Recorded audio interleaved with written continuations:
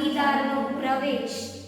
હવે મેં તમને કીધું જ હતું કે આ ચેપ્ટર આગળના ચેપ્ટર પર ડિપેન્ડન્ટ છે. થોડું એનું તમને આવડતું હશે તો આમાં પ્રોબ્લેમ નહીં આવે. ખાસ કરીને પુનર્ગઠન એ આવડતું હોવું જોઈએ. પહેલાં આપણે જોઈએ કે આ ચેપ્ટરમાંથી બોર્ડની એક્ઝામમાં શું શું પૂછાય છે. તો ટોટલ 9 માર્ક્સનું ચેપ્ટર છે. 9 માર્ક્સ આ ચેપ્ટરમાંથી લેવાના છે તમારે. એમાં 1 માર્ક્સનો એક સવાલ વિભાગ બી માં પૂછાશે. કોઈ પણ વ્યાખ્યા પૂછાય, સૂત્ર પૂછાય કે કંઈ પણ, એ આપણે રિપીટ ટુ રિપીટ પેપરમાં જોતા રહીશું એ પ્રમાણેનું હશે. બીજો વિભાગ ઈ ની અંદર 8 માર્ક્સનો દાખલો પૂછાય છે. કમ્પલસરી કોઈ ઓપ્શન્સ આની અંદર આવતો નથી કે આના અથવામાં એક પ્રવેશનો લાંબો દાખલો પૂછાય છે એ તમારે અહીંયા કરવાનો રહેશે.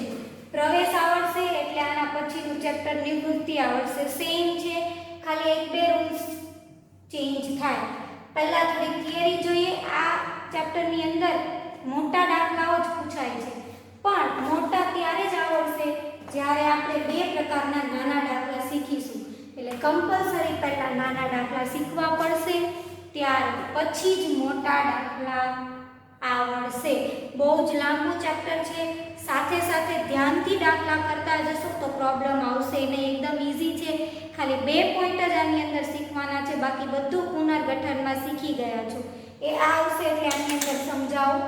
પહેલા આમાં જો ભાગીદારી પેઢીમાં પ્રવેશ, ચેપ્ટરનું નામ છે પ્રવેશ. પ્રવેશનો મતલબ થાય આપણે ભાગીદારો 2 હોઈએ, ધંધો ચલાવતા હોઈએ અને આપણે હવે કોઈ ત્રીજા ભાગીદારને અંદર આપણી ભાગીદારીમાં એન્ટર કરીએ તો એને કહેવાય ભાગીદારીનો પ્રવેશ. પહેલા 2 થી ધંધો ચલાવતા હતા, હવે 3 થી. તો આમાં બહુ ફેરફાર કરવા પડે. જ્યારે આપણે 2 જ ભાગીદારો હોઈએ અને ધંધો ચલાવીએ ત્યારે આપણે જે કંઈ હિસાબો રાખતા હોઈએ તે, અને નવા કોઈ ભાગીદારોના આવવાથી આપણે બધી જ ગણતરી, બધા જ હિસાબો, બધું જ બદલવું પડે. તો ચેપ્ટર નંબર 4 ને યાદ કરો, પુનર્ગઠન. એમાં આપણે કયું કયું શીખા? નવું પ્રમાણ, લાભનું પ્રમાણ અને ત્યાગનું પ્રમાણ શીખા. બરાબર. આ વસ્તુ અહીંયા ખાસ ઇમ્પોર્ટન્ટ છે. દરેક દાખલામાં આવશે ને આવશે જ. પછી આપણે મોટા દાખલા જોયા. મેં તમને કીધું હતું કે ત્યારના ચેપ્ટરમાં તો નથી પૂછાતા, પણ હવે પૂછાય છે. પુનઃ મૂલ્યાંકન ખાતું, રોકડ, ભાગીદારોના મૂડી / ચાલુ ખાતા, પાકું. આ 2 વસ્તુ આપણે શીખા. આ પ્રમાણેના દાખલા અને આ પ્રમાણેના નાના. એ ચેપ્ટરમાં આપણે આ દાખલા પૂછાતા નથી, ત્યારે મેં તમને કીધું હતું આના પછીના ચેપ્ટર માટે ઇમ્પોર્ટન્ટ છે. ત્યારે એકદમ સિમ્પલ હતી. આ બધી વસ્તુ કરવાની છે. અહીંયા નવો પોઈન્ટ ઉમેરાશે. પહેલા જોઈએ ભાગીદારી પેઢીમાં પ્રવેશના કારણો. આપણે શા માટે નવો ભાગીદાર લાવીએ? કયા કયા એવી પરિસ્થિતિ ઊભી થાય કે આપણને નવા ભાગીદારની જરૂર પડે? તો પહેલું છે વધુ મૂડીની જરૂરિયાત. આપણે 2 ભાગીદારો મળીને જે કંઈ મૂડીથી ધંધો કરતા હોય, હજુ વધુ મૂડીની જરૂર પડે, પણ આપણે રોકી નહીં શકતા હોય, ત્યારે આપણે કોઈક નવા ભાગીદારને ભાગીદારી આપણી પેઢીમાં પ્રવેશ આપીએ કે જે મૂડી લાવે. એટલે વધુ મૂડીની જરૂર હોય. સંચાલકીય શક્તિની જરૂર હોય. એટલે કે આપણે 2 થી કામ પહોંચી નહીં વળાતું હોય. 2 ભાગીદાર હોય પણ આ 2 ભાગીદારથી કામ પહોંચી નથી વળાતું, બરાબર. તો ત્યારે આપણે એક નવા ભાગીદારને એડ કરીએ છીએ. કોઈ જૂનો ભાગીદાર હોય, એ નિવૃત્ત થાય કે મૃત્યુ પામે તો એની જગ્યાએ આપણે નવા ભાગીદારની ખોટ જણાય, તો ત્યારે આપણે નવા ભાગીદારનો પ્રવેશ કરીએ છીએ. કર્મચારીને ભાગીદાર બનાવે. એટલે કે પેઢીમાં આપણે 2 ભાગીદારો હોય, કોઈ એવો કુશળ કર્મચારી છે જે બહુ સારી રીતે કાર્ય કરે છે, તો ત્યારે આપણે એને ભાગીદાર બનાવી દઈએ કે જેથી એ પેઢીમાં ટકી રહે, છોડીને જાય નહીં. અને જોખમની વહેંચણી માટે ઘણીવાર એવું આપણને હોય કે વધુ પ્રકારનું જોખમ આવશે ને 2 થી ભરવું પડશે તો આપણે એક નવા ભાગીદારને ભાગીદાર બનાવીએ કે જેથી જોખમની વહેંચણી ત્રણેય વચ્ચે થાય. તો આ છે ભાગીદારી પ્રવેશના કારણો. કદાચ 1 માર્ક્સમાં પૂછાય કે ભાગીદારી પ્રવેશના કોઈ પણ 2 કારણો જણાવો, પૂછાય જ છે. બરાબર. 1 માર્ક્સના વિભાગ બી માં કે ભાગીદારી પેઢીના પ્રવેશના કોઈ પણ 1 કે 2 કારણો જણાવો. 1 માર્ક્સમાં પૂછાય એટલે વધીને 2 કારણો લખવાના હોય. પેજ નંબર 143 પર તમને નીચે આપેલું છે પાછું કે નવા ભાગીદારના પ્રવેશની અસર. આ પૂછાતું નથી પણ ઇન શોર્ટમાં આપણે જોઈ લઈએ કે આ નવો ભાગીદાર આપણે પેઢીમાં પ્રવેશ કરી દીધો, હવે એનાથી કેવી કેવી અસરો થાય છે.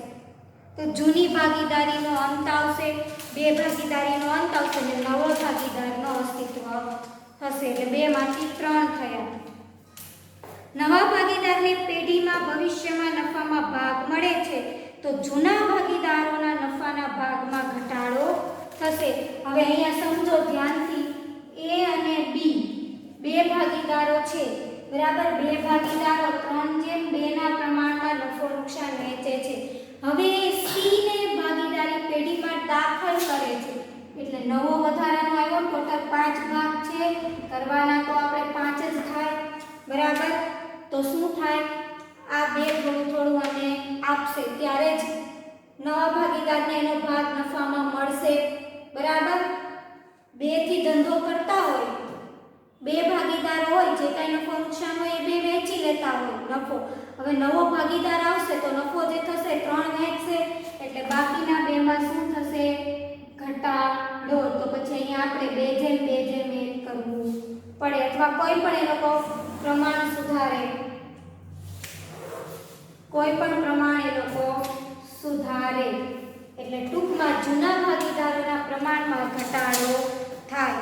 એટલે અહીંયા આપણે આ લાભ અને ત્યાગમાંથી ત્યાગને જ યાદ રાખવાનું, પ્રવેશમાં ત્યાગ યાદ રાખવાનો ને નિવૃત્તિમાં લાભ. બરાબર. અત્યારે આપણે પ્રવેશ શીખીએ છીએ એટલે આ લાભના પ્રમાણ એનું સૂત્ર ભૂલી જવાનું, ફક્ત ત્યાગનું જ યાદ રાખવાનું. કારણ કે આ બાકીના ભાગીદાર ત્યાગ કરશે ત્યારે પેલાને નફામાં ભાગ મળશે. નવા ભાગીદારને પેઢીની મિલકતમાં મળતા ભાગના અવેજ બદલ નક્કી કરેલી રકમ રોકડ કે અન્ય સ્વરૂપે લાવશે. નવો ભાગીદાર છે મૂડી લઈને આવશે, પાઘડી લઈને આવશે. આ દાખલામાં આવશે એટલા માટે એમાં બધી વસ્તુઓ વ્યવસ્થિત સમજાવતી નથી, કારણ કે દાખલામાં આપણે આની અસર જોવાની જ છે કે ભાઈ નફા નુકસાનનું પ્રમાણ બદલાય, મિલકત અને દેવાનું ફરીથી પુનઃમૂલ્યાંકન કરવું પડે. આ બધી અસરો ભાગીદાર એનો પ્રવેશ કરવાથી થશે. આ છે આપણા દાખલાના મુદ્દા. બરાબર. મોટા દાખલા ગણો તો આ સ્ટેપમાં ગણવાના આવશે. પહેલું એટલે પ્રવેશ વખતે ધ્યાનમાં રાખવાના મુદ્દા: નફા નુકસાનનું નવું પ્રમાણ અને જૂના ભાગીદારોનું ત્યાગનું પ્રમાણ. આ પહેલો સ્ટેપ. પહેલા આપણે શોધવાનું, દાખલામાં નવું પ્રમાણ હોય તો ત્યાગનું શોધવાનું. બંને પણ શોધવાના આવી શકે. આને આપણે પહેલા નાના દાખલા જોઈશું. નવું પ્રમાણ કઈ રીતે શોધાય, આપણને લાભ અને ત્યાગનું તો આવડે જ છે. ત્યાગના પ્રમાણનું સૂત્ર શું હતું, આગળના ચેપ્ટરમાં આપણે જોઈ ગયા. ત્યાગનું પ્રમાણ બરાબર જૂનું પ્રમાણ માઈનસ નવું પ્રમાણ. આ સૂત્ર હતું. બરાબર. ત્યાં જૂનું પ્રમાણ માઈનસ નવું પ્રમાણ. તો પહેલા ત્યાગનું પ્રમાણ શોધવાનું અને નવું પ્રમાણ, આ બંને વસ્તુ શોધવાની રહેશે. કોઈ એક આપેલી હશે અથવા નહીં પણ આપેલી હોય, ફક્ત જૂનું પ્રમાણ એક જ આપેલું હશે, એના પરથી બધું શોધવાનું. પહેલો સ્ટેપ. પછી પાઘડી અંગેની હિસાબી અસરો. ત્રીજા ચેપ્ટરમાં જે પાઘડીવાળું ચેપ્ટર જોયું એમાંની કોઈ અસરો નહીં આવે. પાઘડીની આમ નોંધ આવશે અને એને રિલેટેડ અસર આપવાની આવશે. આપણે આના નાના દાખલા જોઈશું, ત્યાર પછી આપણે આ પાઘડીના નાના દાખલા જોઈશું. એમાં પાઘડીની 3 થી 4 આમ નોંધ આવે છે. આ બંને સ્ટેપ દાખલામાં નવા આવશે. જે આપણે પુનર્ગઠનમાં જોયા એમાં બંને સ્ટેપ નહીં હતા, આ બંને સ્ટેપ નવા, બાકીના આ 4 પ્રમાણે કરવાનું. મિલકત અને દેવાના પુનઃમૂલ્યાંકનની હિસાબી અસરો એટલે કે જમીનમાં આટલા ટકા વધારો થાય, યંત્રોની કિંમતમાં ઘટાડો, દેવાદાર, કારખા અનામત, બરાબર. આપણે જે પુનઃમૂલ્યાંકન ખાતું ને પાકું સરવૈયું જોતા હતા એ પ્રમાણેનું. એટલે મિલકતો અને દેવાના પુનઃમૂલ્યાંકનની અસરો, ત્યાર પછી અનામતો અને એકત્રિત નફા નુકસાનની અસરો. આમાં આપણે જોતા હતા સામાન્ય અનામત હોય, મૂડી અનામત હોય, પાઘડી જૂની પાઘડી હોય, જાહેરાત ઝુંબેશ ખર્ચ હોય તો આપણે એને ભાગીદારો વચ્ચે વહેંચતા હતા, તો એ ભાગીદારો વચ્ચે વહેંચી દેવાનું એ સ્ટેપ. અને મૂડીમાં ફેરફાર, મૂડી ખાતું બનાવો જે તમારી બાકી આગળ લાગ્યા હોય અને બાકી આગળ લઈ ગયા, બંનેમાં ફેરફાર જોવા મળશે દાખલો ગણીશું એટલે આટલા સ્ટેપ થશે. આ ત્રણ આપણે શીખી ગયા છીએ ઓલરેડી ચોથા ચેપ્ટરમાં પુનર્ગઠનમાં. એ સેમ છે, એટલો દાખલો કરો તો પણ તમારા અડધા માર્ક્સ આવી જાય. કદાચ તમને આ બંને મુદ્દા ડિફિકલ્ટ લાગે છે તો નહીં, પણ લાગે તોની વાત છે. આ ત્રણ તો આવડી જ જાય, આની અસરો તો આપી જ દેવાની. 8 માંથી અડધા માર્ક્સ તો આવી જાય. હવે આ બે જે છે એને આપણે પહેલા નાના દાખલા જોઈશું. સ્વાધ્યાયમાં બંનેના 15 દાખલા આપેલા છે નાના. પહેલા આપણે નાના દાખલા જોઈશું, ત્યાર પછી જ મોટા દાખલા પર જશું. અને હું તમને આ નાના દાખલા કરાવીશ ત્યારે હોમવર્ક કહેતી નહીં જાઉં, ચોપડીમાં પહેલા દાખલામાં કહીશ અહીંયાથી આટલા નાના છે એ તમારે જેમ જેમ આપણે દાખલા આવતા જાય એમ તમારે સાથે સાથે એક્ઝામ્પલ કરતા જવાના.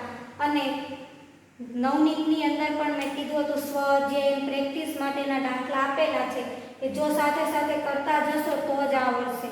સેમ રીતના હોય કે જે એક તમને કરાવો એટલે કરી જ નાખવાના પાછળ, વેઇટ નહીં કરવાની કે હું હોમવર્ક આપું ને કરાવું, બરાબર. રોજના કરતા જ રહેવાનું, કારણ કે આ બંને આવડશે તો જ આ મોટા દાખલા આવડશે, નહીં તો આ ખાતા પ્રમાણેના દાખલા આવડશે નહીં. એટલે આની બીજી એક્સ્ટ્રા કોઈ થિયરી આવતી નથી. આ પાઘડીવાળું જોઈશું ત્યારે થોડીક થિયરી આવશે, આમાં કોઈ થિયરી નથી. આ બે સૂત્ર છે, આ લખી ને યાદ રાખી લેવાના છે. હેડિંગ મારશો ચોપડા પર, ભાગીદારના પ્રવેશનું આ કારણો લખવાના છે, આ ધ્યાનમાં રાખવાના મુદ્દા લખવાના છે અને આ બંને સૂત્ર લખવાના છે. અને એકાદ કેટલા માર્ક્સ પૂછાય આટલું લખી નાખજો, પછી જ આપણે નાના દાખલા પર જઈશું. કારણો, મુદ્દા અને બંને સૂત્ર. આગળ દાખલામાં આપણે જોઈએ. હવે ડાયરેક્ટ સ્વાધ્યાયમાં આવી જાઓ. પેજ નંબર 204 પર પ્રશ્ન 1, 2 તમારે સ્વાધ્યાયમાં જાતે લખવાનો છે, વિકલ્પને 1 માર્ક્સમાં. ત્યાર પછી ત્રીજો પ્રશ્નમાં 15 દાખલા આપેલા છે. સૂચના તમને કીધી છે નફા નુકસાનનું નવું પ્રમાણ અને ત્યાગના પ્રમાણની ગણતરી કરો. હવે નવું પ્રમાણ આપણે શોધવાનું હોય, જૂનું આપેલું હોય તો ત્યાગનું તો મળી જાય. ત્યાગનું પ્રમાણ બરાબર ગયા ચેપ્ટરમાં કર્યું એમ જૂનું પ્રમાણ માઈનસ નવું પ્રમાણ, તો એ તમારે જાતે કરવાના રહેશે. આપણે નવા પ્રમાણ જ શીખીશું આની અંદર, એકાદમાં શીખવાડીશ પછી જાતે. ધ્યાનથી સમજજો. મોટા દાખલામાં આ ટોપિક આવશે નાના, પણ આમાં થોડુંક ડિટેલ્સમાં સમજૂતી છે. મોટા દાખલામાં તમને તરત સમજ પડી જશે કે નવું પ્રમાણ કઈ રીતે શોધવાનું છે. આ બધા જે નાના દાખલા છે એટલી ડિટેલ્સમાં ગણતરી આવશે નહીં, આ તમારી સમજૂતી માટે છે. પહેલો દાખલો જો, અને હું ક્રમશઃ રીત પ્રમાણે જ કરાવીશ. 15 દાખલામાંથી જે એક રીતના હશે એક સાથે, પછીની એવી રીતના જ થશે. પહેલું જો, એ અને બી 3:2 ના પ્રમાણમાં નફો નુકસાન વહેંચતા ભાગીદારો છે. 3:2 ના પ્રમાણમાં વહેંચે છે એટલે એનું શું થશે? જૂનું પ્રમાણ. 3:2 ના પ્રમાણમાં વહેંચે છે એવું થયું જૂનું પ્રમાણ. તેઓએ સી ને નફામાં 1/4 ભાગ આપવાની શરતે દાખલ કર્યો. 1/4 ભાગ આપવાની શરતે દાખલ કરે છે એટલે સી નવો ભાગીદાર થયો, એનો પ્રવેશ આપે છે, એનો પ્રવેશ આટલા ભાગે આપે છે. રીત આવું જ્યારે તમને દાખલામાં જૂનું પ્રમાણ અને નવા ભાગીદારોનો ભાગ આપ્યો હોય, બીજું કંઈ જ નહીં, ફક્ત જૂનું પ્રમાણ અને નવા ભાગીદારનો ભાગ આપેલો હોય ત્યારે જે જૂનું પ્રમાણ છે એ જ કયું પ્રમાણ થશે? ત્યાગનું પ્રમાણ થશે. એટલે જૂનું પ્રમાણ પણ 3:2 અને ત્યાગનું પ્રમાણ પણ 3:2. એટલે હવે આપણે ખાલી નવું પ્રમાણ શોધવાનું છે. છતાંય તમારે ગણતરી કરવી હોય તો નવું પ્રમાણ આવી જાય. પછી ત્યાગના પ્રમાણનું સૂત્ર મૂકજો, જૂનું -9 તો આ 3:2 જ આવશે. એટલે આ રીત એવી છે પહેલી કે જ્યાં તમને જૂનું પ્રમાણ અને નવા ભાગીદારનો ભાગ આપેલો હોય ત્યારે ત્યાગનું પ્રમાણ શોધવું પડતું નથી. જૂનું પ્રમાણ બરાબર ત્યાગનું પ્રમાણ થશે. તો ફક્ત હવે આપણે નવું પ્રમાણ શોધવાનું છે અને આવું આપેલું હોય ત્યારે નવો ભાગ, નવું પ્રમાણનું સૂત્ર થશે તમારું નફાનો બાકીનો ભાગ ગુણ્યા જૂના પ્રમાણમાં ભાગ બરાબર A અને B અને C ત્રણે ત્રણનું નવું પ્રમાણ શોધવાનું થાય કેમ કે જૂનામાં 2 ભાગીદારો હતા. હવે 3 કે નફાનો બાકીનો ભાગ એ આપણી પાસે નથી પણ જૂના પ્રમાણમાં ભાગ તો છે. 3/5 ગુણ્યા 2/5 અને આનું તો 1/4 જ આવશે. હવે નફાનો બાકીનો ભાગ શોધવાનો છે તો બાકીના ભાગ માટે સૂત્ર મૂકવાનું કે ધારો કે પેઢીનો કુલ ભાગ 1 છે બરાબર. આ મૂકવાનું કે ભાઈ ધારો કે પેઢીનો કુલ ભાગ 1 છે. C ને આટલો મળે છે તો હવે બાકીનો ભાગ બરાબર કુલ 1 છે. 1 માંથી C ને કેટલો મળી ગયો? 1/4 મળી ગયો. આપણે આ ધારી લેવાનું, આપણી પાસે કઈ છે નહીં કુલ ભાગ. આપણે આ ધારી લીધો કે ભાઈ ધારો કે કુલ ભાગ 1 છે અને C ને કેટલો મળે છે? 1/4 બરાબર. તો 1 - 1/4 કરીએ એટલે બાકીનો ભાગ મળી જાય.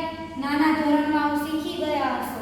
આને વિસ્તૃત સ્વરૂપ આપતા તો આ રીતે અપાય. નહીં શીખાવ તો જોઈ લો 4 1 4 છેદ બરાબર છે એમનેમ રહેશે. હવે ઉપર આવશે તમારું 4 એકા બંનેનો ગુણાકાર 4 એકા 4. 4 માંથી આ માઈનસની નિશાની છે એટલે એ બાદ કરવાનું એટલે કેટલા આવે? 3. અહીંયા પ્લસની નિશાની હોય તો પ્લસ કરવાનું, ઉપર આગળ આવશે એટલા માટે કહી દઉં છું. આ બંનેનો ગુણાકાર 4 એકા 4, 4 માંથી 1 જાય તો 3/4. આ શું આવ્યું? બાકીનો ભાગ A અને B નો બાકીનો ભાગ. તો સેમ અહીંયા મૂકી દેવાનું 3/4.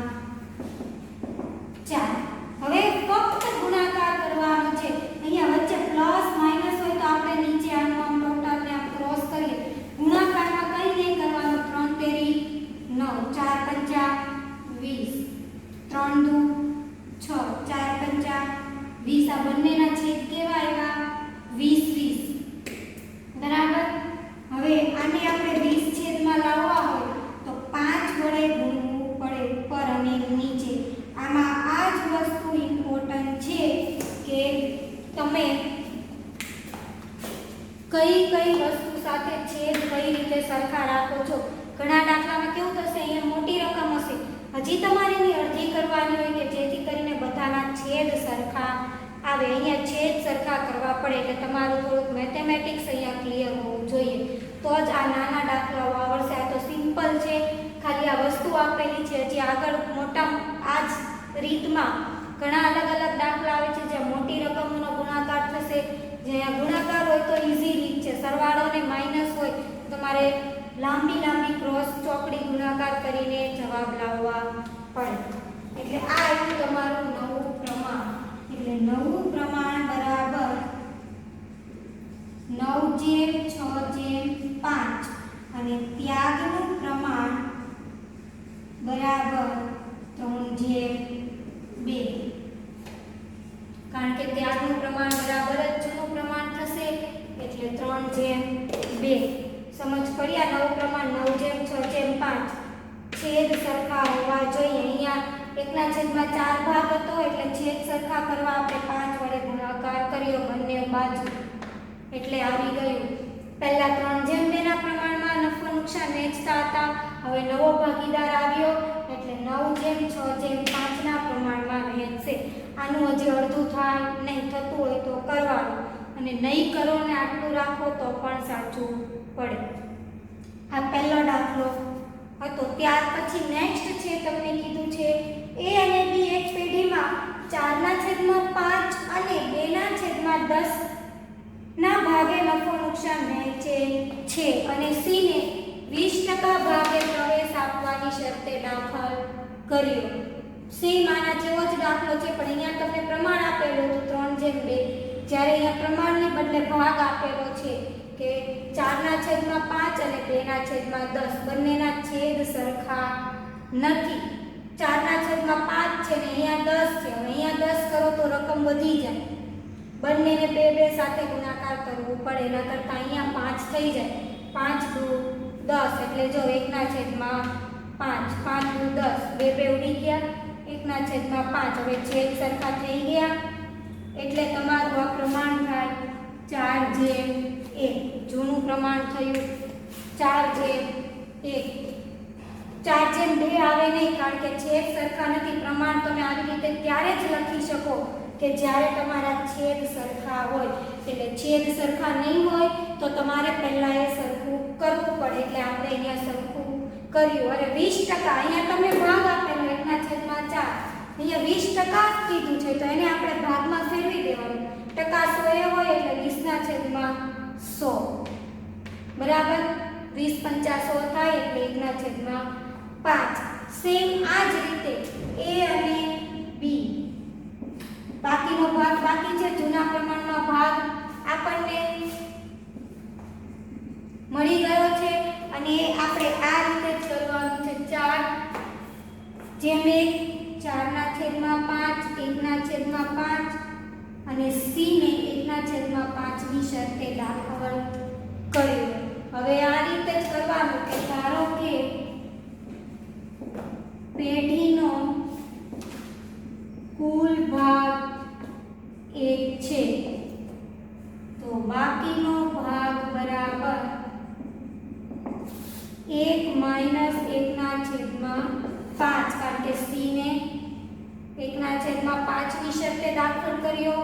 5 બેઠા, 5 × 5, 5 માંથી 1 જાય તો 4/5 પચું 25 અને 4 × 4 16, 4 × 1 4 25. હવે અહીંયા 25 લાવવા 5 વડે ગુણીશું.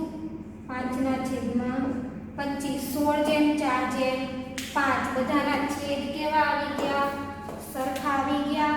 એટલે નવું પ્રમાણ બરાબર આનું હજી અડધું થતું નથી અને જૂનું ત્યાગનું પ્રમાણ બરાબર અહીંયા પણ દાખલામાં એટલું જ આપેલું છે એટલે એનું એ જ થશે 4:1. આ પહેલા સૂચના દાખલો ગણો ત્યારે આ પહેલા સૂચના હાસ્યમાં લખી લેજો જૂનું પ્રમાણ, અને નવા ભાગીદારનો ભાગ આપેલો હોય ત્યારે જૂનું પ્રમાણ બરાબર જ ત્યાગનું પ્રમાણ થશે. આ બંનેમાં આપેલું હતું એટલે બંનેમાં ત્યાગનું પ્રમાણ એ જ થશે.